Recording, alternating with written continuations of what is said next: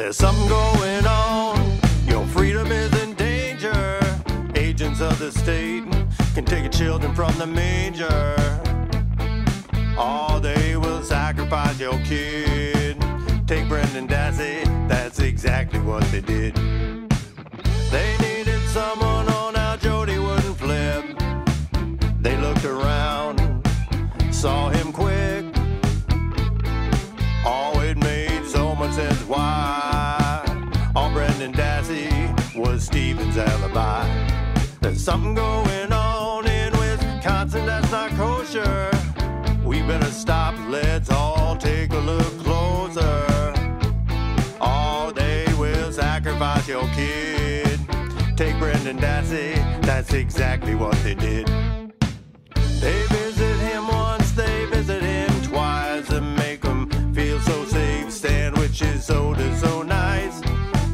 No cameras rolling and under no lights. Who knows what went up on in Box Hill Monday night? There's something going on. I said your freedom is in danger. Everything about this case getting stranger and stranger. All we know, they will sacrifice your kid. Poor Brendan Dassey, that's exactly what they did.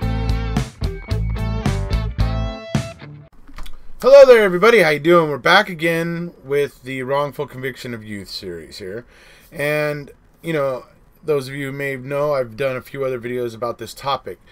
It's, you know, to me funny as I go through these that there is the same themes running through the investigations on these cases and very similar things that are happening.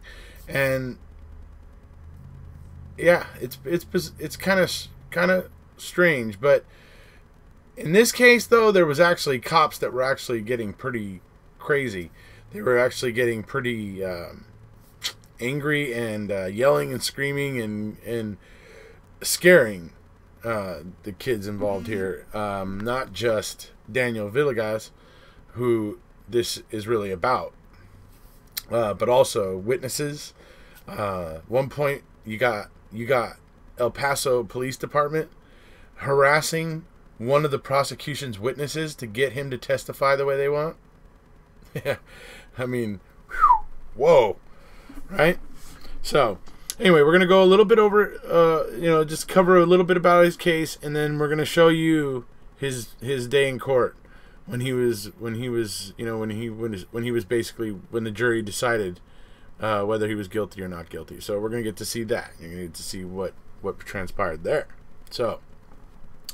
We're going to go ahead and get into the first part of this, where it basically just kind of explains the case a little bit. It's from an article where it just explains the case a bit. And then I'm going to go into another article I found that explained another little piece of the case a little bit too. I may even revisit this case just to go back and see, because, I mean, this guy went through 3 trials. Okay? His first trial was a mistrial. His second trial, he was convicted. But then he was later released because of ineffective assistance of counsel. And then he was on trial a 3rd time. So it's very interesting stuff. So we're going to go ahead and I'm going to show you a little bit about the case, a little bit about the story here, and then we'll come back. This case worked its way through the court for decades. The first trial ended in a mistrial in 1994. A 1995 retrial ended in a conviction for capital murder. Villegas was sentenced to life in prison. That was thrown out because judges decided that Villegas received ineffective assistance of counsel. From the 2013 ruling, the applicant has demonstrated that counsel was ineffective for not presenting evidence of possible alternative perpetrators and for not discovering and presenting evidence that would have allowed the jury to give effect to the voluntary confession jury instruction submitted in the case. Judges ruled that the police coerced Villegas's alleged confession back when he was 16 years old. Indeed, a witness in the case said that something similar happened to him during the investigation from a 2016 ruling. Jesse Hernandez and Juan Medina were eyewitnesses to and the only survivors of the Electric Street shooting. Hernandez and Medina testified at both of Villegas' trials. With their testimony remaining largely consistent between trials, neither identified Villegas as the shooter. Hernandez later submitted an affidavit as part of Villegas' habeas corpus application. In the affidavit, Hernandez attested that the investigating detective had initially accused him of murdering England, that the detective yelled at Hernandez until he began crying uncontrollably, and that if the detective had not stopped yelling, Hernandez believed he would have confessed to something he didn't do. So, these are just some of the things going on with the Villegas case. Now, obviously, you see that there's some common threads running through this, right? Ineffective assistance of counsel. Yeah, I think that covers Len Kaczynski for Brendan. I mean, it's the coerced confession, just like Brendan. I mean, it's fairly evident that, our law enforcement needs to have a different attitude when it comes to interrogating minors, especially people that are 16 and under. It's just too common that the confessions are coerced or have many issues, like Brendan's does. No corroboration, none of those sort of things. So, alrighty. So, interesting thing there, right, is that is like one of the survivors of this shooting, right? That's the way they refer to it. One of the survivors, right? So they must have been there when the drive-by and the shots were going off, right? Okay. Why are they badgering one of the survivors to the point where he's crying and afraid he's going to admit to something he didn't do? Right? I don't know. That's just... So it's like, okay, wow, these El Paso cops in 95 or 93 were, I don't know, a little bit overzealous, perhaps? Anyway, so now we're going to move into the next thing, where it kind of brings this all a little bit kind of more into the more of the present day, sort of. Because first off, his Daniel Villegas' first trial ended in a mistrial. Then he went on trial again. Then he got convicted. But then on appeal, he was ruled to have had ineffective assistance of counsel, and the conviction was overturned, and he was basically awaiting trial again. And then in that trial, which is what we're going to be seeing here today, the result of the third trial is now where Daniel Villegas is at. So this next part we're going to move into is from another article, and it's about the prosecution witness that gets harassed by the police to give a statement that they want him to give, because they don't want Daniel Villegas to be exonerated, essentially. It's pretty strange stuff. But here, we'll move into that other article so you can see the account of what went down with this prosecution's witness, and then we'll come on back. Prosecutors then called the final witness, Oscar Gomez. At the time of the shooting in 1993, Gomez was a friend of Villegas's from the neighborhood. Gomez claimed he didn't speak with Villegas much of the time because he had a newborn daughter. He did, however, hang out with him once in 1995. At the time, Villegas had been convicted of murder in the second trial against him and was out on bond, a fact that the jury was not privy to. Gomez said the two met up because he told me it was the last time I'd be able to see him. He said he was going to prison. Gomez then asked Villegas if he did it. Prosecutors then questioned Gomez as to Villegas' response. Gomez said he doesn't remember if Villegas said yes or no or shook his head. Later in 2014, after Villegas' case had been overturned by the judge and he was released pending trial, Gomez was arrested by the El Paso police. According to Gomez, they picked him up on several traffic warrants and took him to the El Paso Police Department headquarters in Raynor. While in police custody in 2014, Gomez made a taped statement to the El Paso Police Detective Sanchez implicating Daniel in the shooting. Now, that's interesting here. Why are they harassing a prosecution's witness here, right? So, during a cross-examination by Spencer, Gomez claimed that he was at the police station for 2 hours before the taped statement was taken. During that time, Gomez alleges that Detective Sanchez told him that he'd be released from his warrants if he made a statement saying that Villegas told him he was the shooter.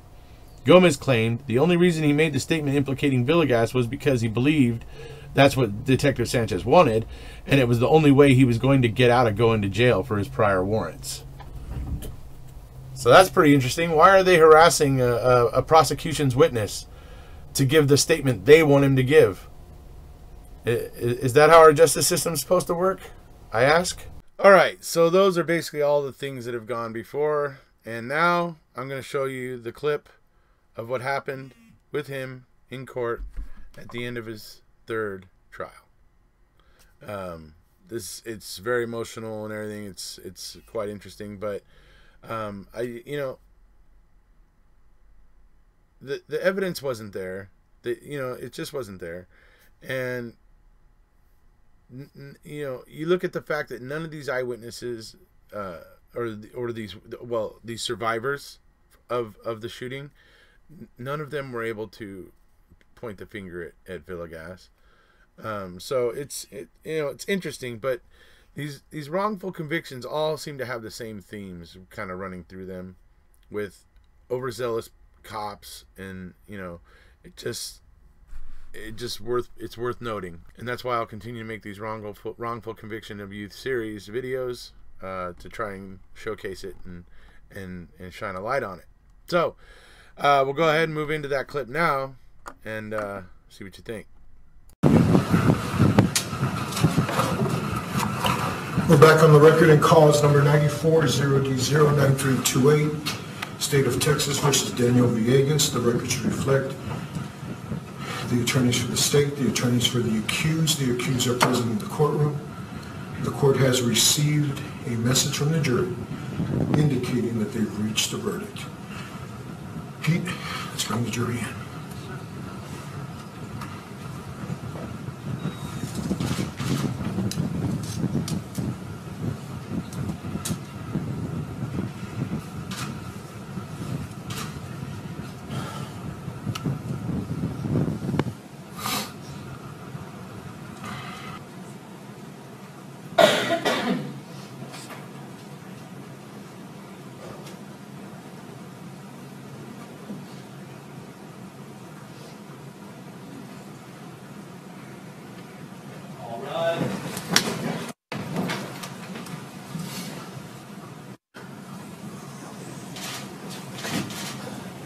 Please be seated. We are back on the record in cause number 94-0D09328, the State of Texas versus Daniel Villegas. The records reflect the attorneys for the state, the attorneys for the accused. The accused are present in the courtroom. The court has brought the jury back into the courtroom, having received a message that they've reached a verdict. Madam Presiding Juror, has in fact reached a verdict. Could you please hand the charge and the verdict form to the bailiff, who will deliver it to the court so that I can ensure that it is in proper form.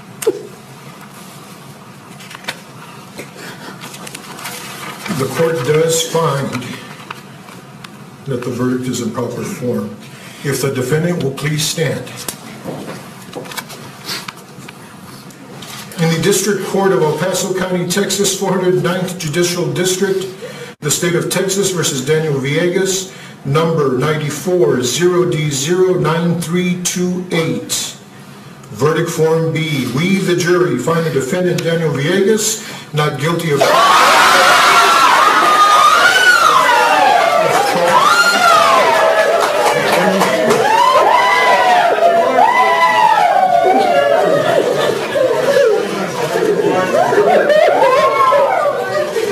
Ladies and gentlemen, is this your verdict? And is it a unanimous verdict? Does anybody wish to have the jury polled? There has been a request that the jury be polled so that I can ensure that it is your individual verdicts.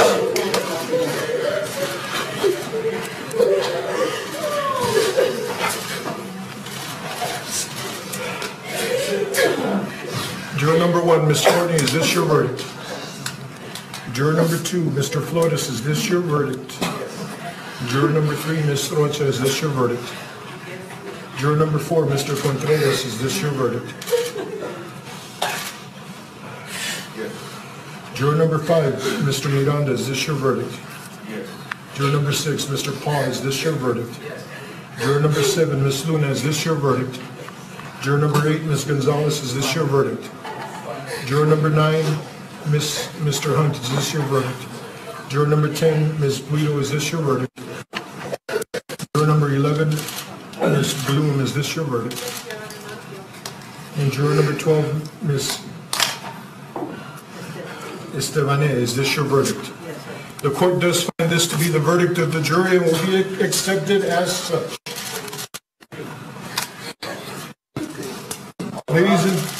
Ladies and gentlemen of the jury panel, you have been under many instructions since you've been with me at the beginning of this week. You probably know them as well as I do.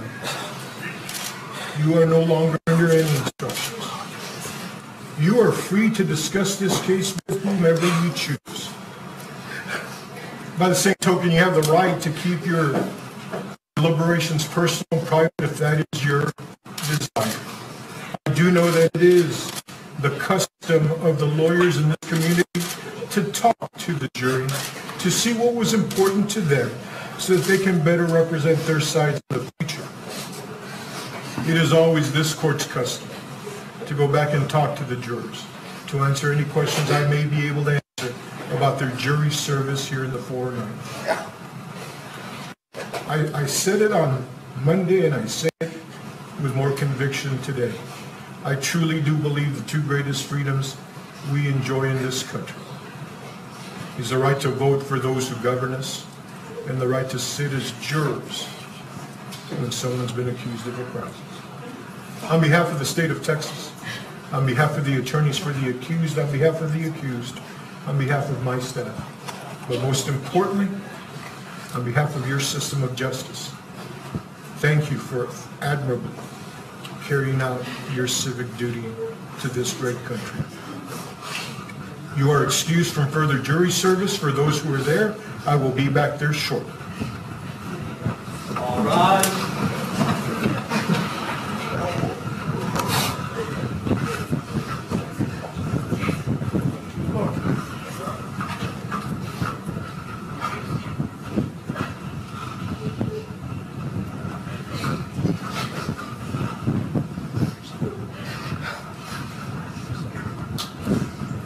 Please be seated. Let the record reflect that in cause number 94-0D-09328, State of Texas versus Daniel Villegas, that the jury has come back with a verdict in this case, finding that the accused not guilty. Mr. Villegas, you have been under many conditions in this court. You are no longer under any conditions in this court. You are free to leave. Thank you. Good luck to you, sir.